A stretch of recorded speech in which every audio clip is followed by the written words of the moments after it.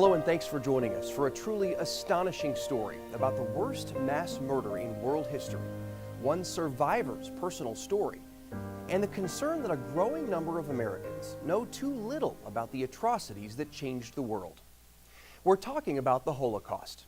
A study last year by the Conference on Jewish Material Claims Against Germany found that nearly 1 in 4 millennials haven't heard of the Holocaust, the largest genocide in history. 2/3 said they couldn't identify Auschwitz, the death camp where more than 1 million Jewish prisoners were killed. And that worries Frank Grunwald. That's scary. That's really scary because I think it's a critical part of history, human history. That worries me because if we don't teach that, then what other things don't we teach?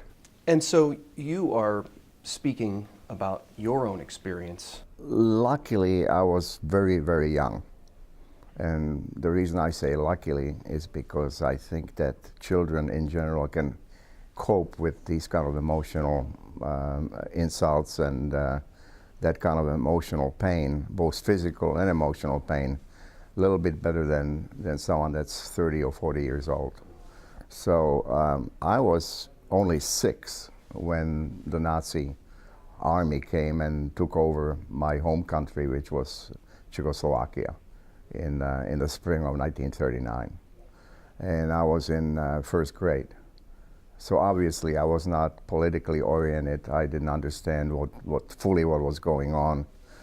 And the other thing that sort of complicated it is that I really didn't have a Jewish identity. We were not brought up as in a conservative Jewish way. We did not attend the synagogue. We were brought up, my brother and I, he was 4 years older, we were brought up in a sort of a general ethical way of respecting all people and believing in a sort of a universal religion. So we didn't really believe in Judaism. So this came as a big shock. When the Germans came in and took the country over and then began to intimidate everyone that had a Jewish heritage or that was Jewish. Do you remember that? Do you have? Yeah, I remember that clearly, yeah. How so? Well, I remember being kicked out of school almost immediately. Like when I started second grade, anyone that had any kind of a Jewish history was kicked out of public school. I remember all the signs in the city that forbid Jews from entering public libraries, movie theaters, coffee houses. It was intimidating, and I remember all that. And I remember having to wear a big Star of David on my outer clothing to be identified in public as being a Jew. So it was a shocker. At that point, I was 7. And did your parents talk about it with you at home? And they talked about it, and they tried to neutralize it and minimize it. Basically, instead of going into a panic or pretending like, not pretending, but acting like they're really upset about it, they were calm, they were strong. Their feeling was, keep your chin up, you are a good person, continue to be a good person, continue to respect everybody the way you have always respected them, and don't complain. So it was a very positive attitude. And how long did that last? Well, that lasted all the way through the war, basically. And when there was something really negative or something serious that my parents wanted to discuss between each other, like at the dinner table, they would speak French. And my brother and I didn't speak French, didn't understand French. So all the negative, all the threatening information, all the political issues were spoken in French between them. Take me to the time when you were you taken out of your hometown? Well, we were, first we were taken out of school, then my dad, who was a physician, could not work on his own, had to close his practice, and I believe he worked in a hospital. And then eventually, about 2.5 years or 2 years after the occupation began, we were kicked out of our apartment. We had to leave everything behind, and all our furniture and piano and so forth was left behind, and we moved into a smaller apartment in Prague that belonged to a family, a related family, distant relatives of ours. And soon after that, probably 2.5, 3 years after the occupation started, we were transported to a concentration camp in Czechoslovakia called Terezín in Czech, Theresienstadt in German, which was really a closed, walled old city that the Germans liquidated all the Czech people that lived there and made it into a Jewish ghetto. So we were transported by train to the Theresienstadt ghetto, where we spent about 1.5 years, and then we were transported to Auschwitz actually in December of 1943. Did you know when you were put on the train to go to Auschwitz that that's where you were going? No, we had no clue. We didn't know that such a place existed. We didn't even know that these kind of serious extermination camps existed when we were in Theresienstadt. It was a shock. When we arrived in Auschwitz, it was a total shock. At what point did you realize the reality? About within 2 or 3 weeks in Auschwitz.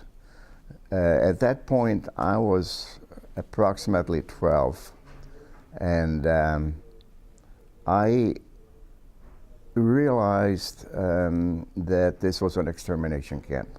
When I saw the crematorium, the smoke, the chimneys, and the heavy smoke going 24 hours a day, we were literally covered by human ash.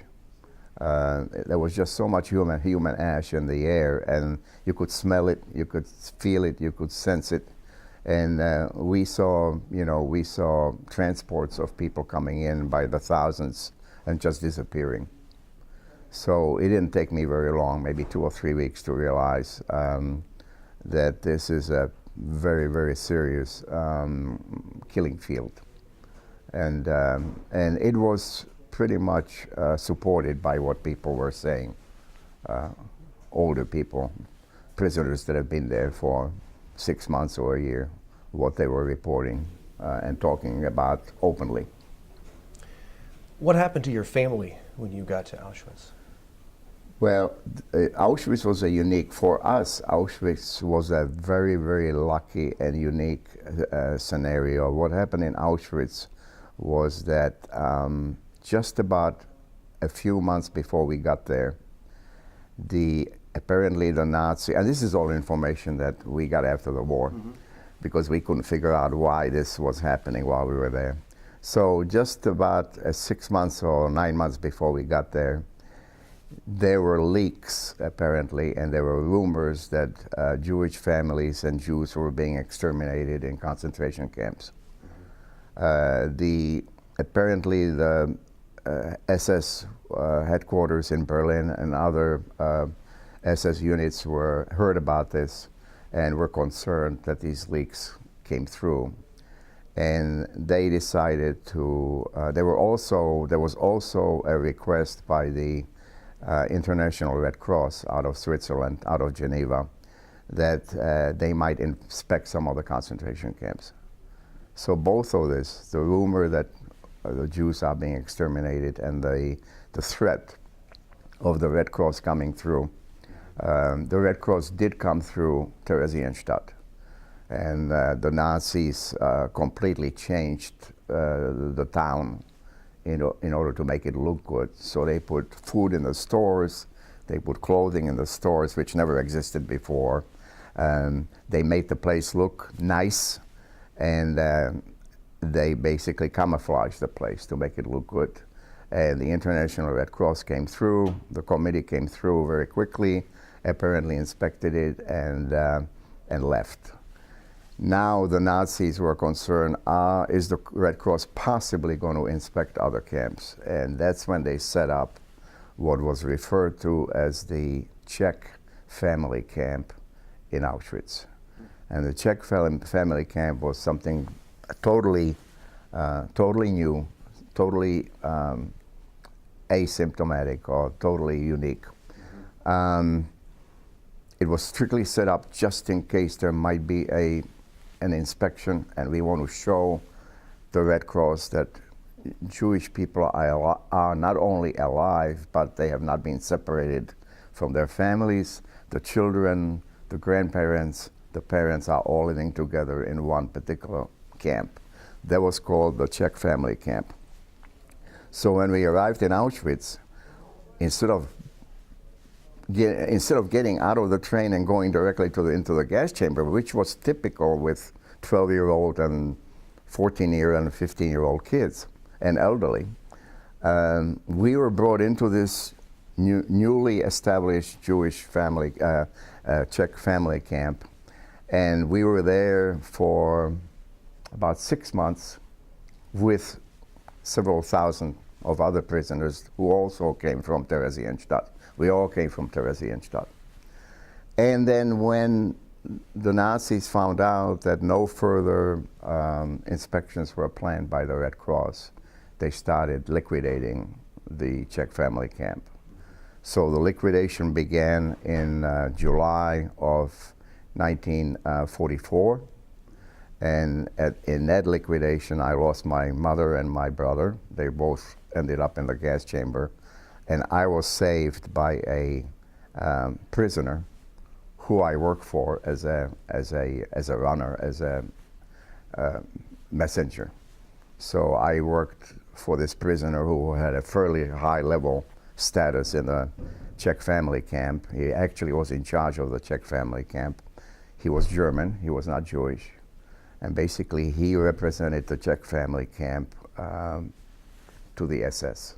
So the SS didn't have to deal with any Jews. They were dealing basically with Willy Brachmann, who was a German prisoner from Hamburg, Germany. And so I worked for him for 3 or 4 months, or a little more, a little longer. And during the selection, when the Czech family camp was being liquidated, I was actually standing on death row. I was actually standing to be gassed with my brother. And when Willy Brachmann saw me there, he very quickly came to me and in front of the SS, which luckily wasn't looking, grabbed me and moved me into a group of children that were 14 and 15 years old that were chosen to be laborers. They were saved because at that point SS needed workers, both in the factory and in other areas of the camp. And so they saved about 90 or 98 boys, 14 and 15-year-old boys, and kept them out of the gas chamber. And Willy Brachmann quickly shoved me into this older group of kids and disappeared. And I never saw him again. So basically, he saved my life. My dad, who was a physician, was moved into the clinic camp, which was a medical camp in Auschwitz. They did want to save as many physicians as possible because they figured that they needed them to work on prisoners that were laborers, that they needed for labor. So my dad was saved, and my mother at that point, this is now July 6, 1944, my mother knew what my brother's destiny was, and she decided to stay with him. So she was 39 years old, he was 16, and they were both gassed on July 11th, 1944. So 5 days later, after the selection, medical selection was made, the camp was pretty much liquidated. So you were minutes away from death. I was on death row, yeah. Willy Brachmann actually moved me from that group of kids that were destined to be gassed 4 days later or 5 days later, and shoved me into this. Actually, he risked his life by doing it, because if someone would have seen him, if one of the SS people would have seen him, he probably would have been severely punished or even killed. Yeah. Yeah. How often do you think of Willie Bruckman? Quite often. I would say almost every day. Yeah, quite often. Yeah. And he survived the war. I never saw him after the war, but he survived the war. He actually, I just communicated with one of his grandchildren who is living in Australia through a researcher in Berlin, I think it was. She's working for one of the universities in Germany. She did some research on Willy Bruckman, and she got in touch with me, and then she connected me with one of Willy Bruckman's grandchildren. He's about 35 or 40 years old, and we communicated via email. Do you ever think about how much, just how much this world lost, how much intelligence, how much wisdom? Oh, tremendous. I mean, we had so many talented, young, talented children, smart, well educated, high intelligence. We lost a lot. We lost a lot of scientific and artistic and cultural brain power. I just read that there were 9.5 million Jews in Europe, roughly 9.5 million Jews, and we ended up with 3.5 million after the war. So roughly 6 million were roughly 64-65% were killed during the war, and a million and a half children. Can you imagine killing 1.5 million children? So it was definitely an attempt to eradicate that part of the society. I hope not. I certainly hope not in that scale. I don't think so, not in that scale. I think we've had, I think we have enough warnings now, and I think the communication media are better now in terms of what's happening. Yeah.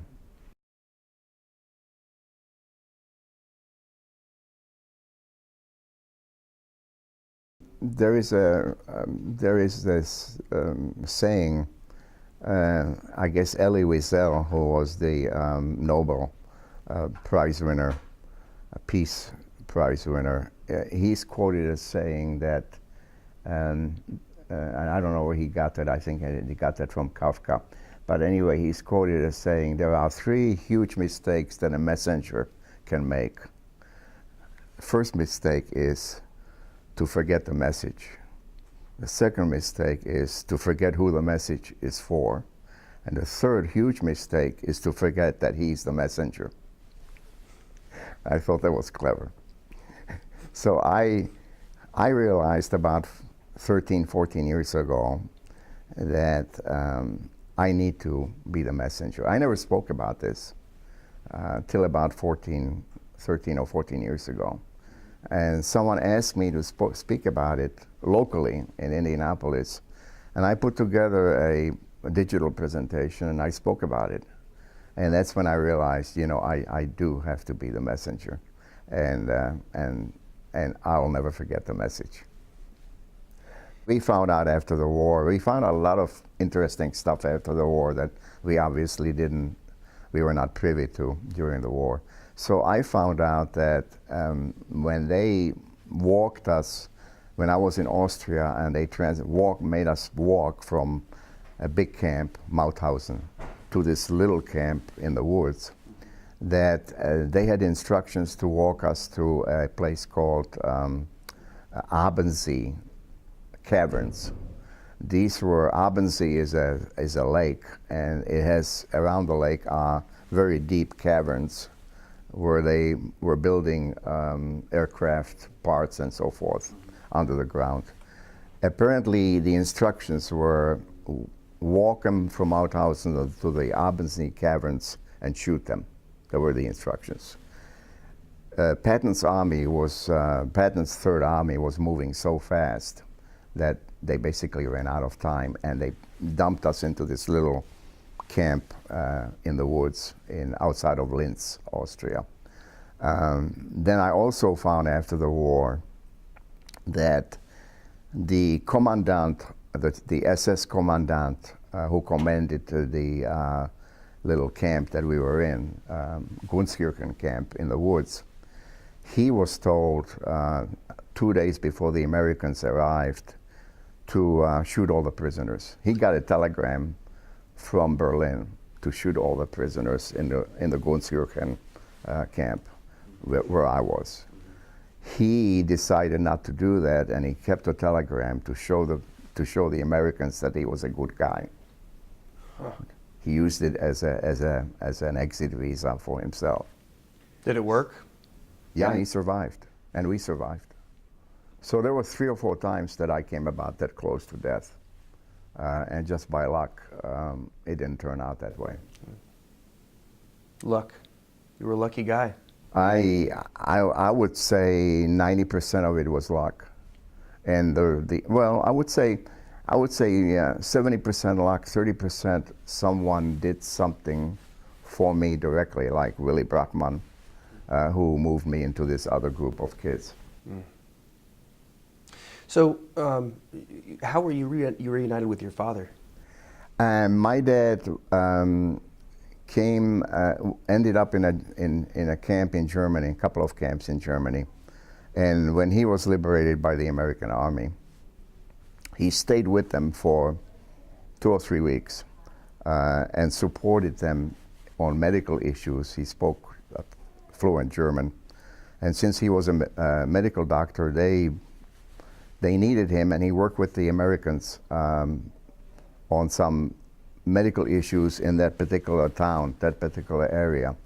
And when he finally said to them, "I need to go back to Prague to see if I can find my son," they gave him a car. They actually gave him a German car that they confiscated from the Germans. And he drove to Prague in this car, in an Opel, and on the side it was this big insignia, American Armed Forces Europe. So they gave him the papers and the ownership papers to the car, and he drove to Prague. And he was looking for me and found 2 boys in a hospital in Prague. And somebody said to him, "Hey, we don't know where your son is, but there are a couple of kids in the hospital there that just came from Austria. Maybe they know where he is." So he drove to this hospital, spoke to these 2 boys, and they said, "Yes, your son is in this small school that was converted into a dormitory in Hersching, Austria, a little public school next to the Hersching airport." And the next day he drove there and picked me up. That's how we were reunited. Do you remember seeing him for the first time? Oh yeah, we actually had a kind of a secret whistle signal that we used in the family if we wanted to find ourselves in the woods, so we were out camping or whatever. And I heard this whistle, and I knew right away that's my dad. And he walked up to the 2nd floor of the school, and that's how he found me. Yeah, it was great, to finally be reunited with someone that's part of your family. How did you end up over here?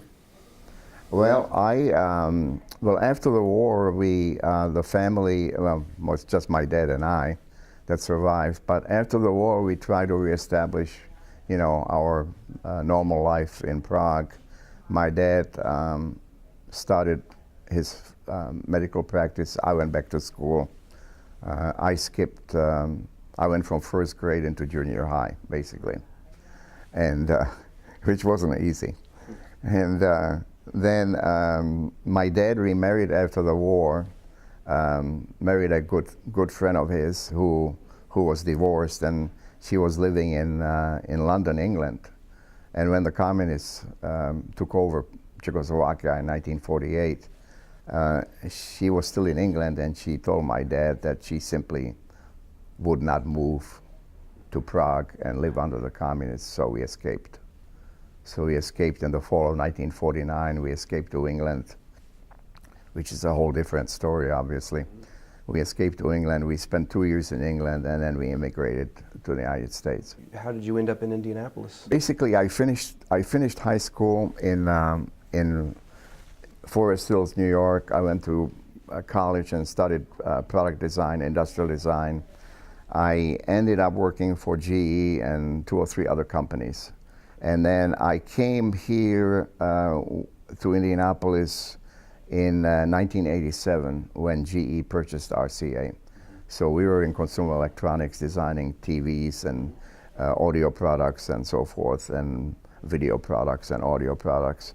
And I came in with just a handful of General Electric people in '87. I was in product development, product design at that time. And that's how we ended up here. Okay. What would you like people to come away with after seeing this or hearing you speak? Well, takeaway is that, number one, life is very unpredictable. And there are a lot of things that you cannot control. But there are some things that you personally can control, which is your own ethical relationship and attitude towards other people. So the things that you can control, you can really work hard at, and make sure that you are, at least that you personally are a good person, and that you respect other people, and that you don't judge other people too quickly or too early. So that's the sort of a takeaway. But the important takeaway is that this truly was a mass murder on the largest scale ever. We have never seen 6 million or over 6 million people killed because of their religion or because of their ethnic positioning or ethnic background.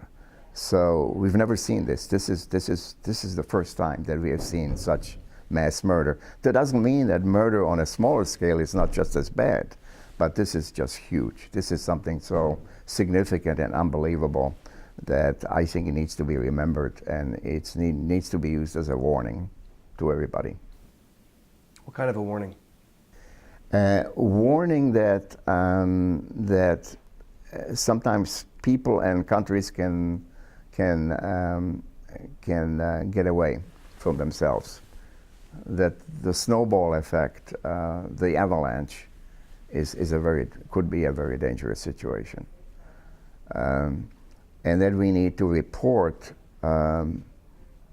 we need to be on guard and report negative happenings objectively and strongly, no matter where they are. So I think you guys are responsible for objective reporting. And by objective reporting, I mean non-political reporting, in terms of what is it that is actually happening. That's sometimes not easy to do, obviously, because your own emotions penetrate your perception of what's going on. But I think it's really important to let the world know what's going on around the world.